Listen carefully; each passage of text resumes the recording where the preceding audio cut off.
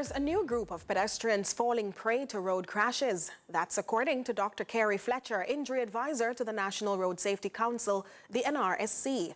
His findings emerged from a recent study uncovering the nature of road deaths and injuries in Jamaica. Trishagaye Kelly has more.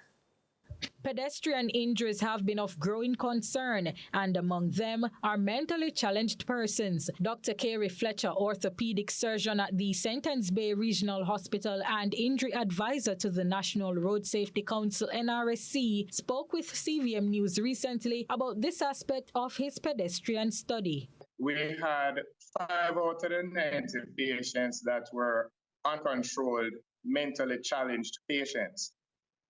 Now, it's not uncommon, therefore, for you to see, quote-unquote, mentally challenged people who we unfortunately refer to as mad people.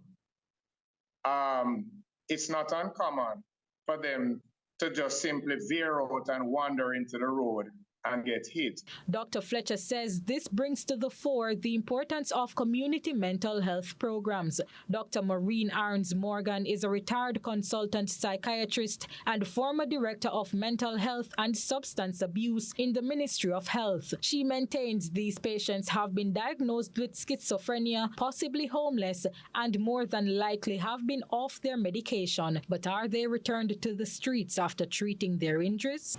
They will get their treatment for physical and for the mental health problem, and they could be linked up with our existing social services if they happen to be homeless.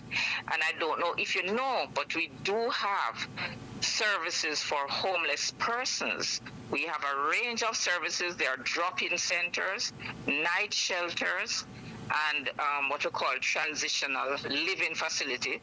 The retired consultant psychiatrist mentions that these social services offered by the government and stakeholders aim to reintegrate mentally challenged patients with their families and society. She says the mental care system is not where it should be, and there is a big challenge in dealing with the issue, adding better collaboration is needed for intervention. One of the greatest challenges we have is to connect the persons who need help to the services that they can get help from, right?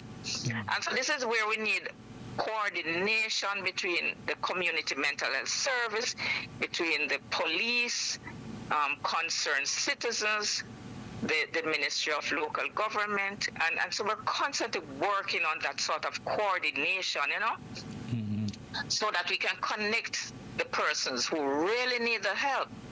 Trishagaye Kelly, CVM News.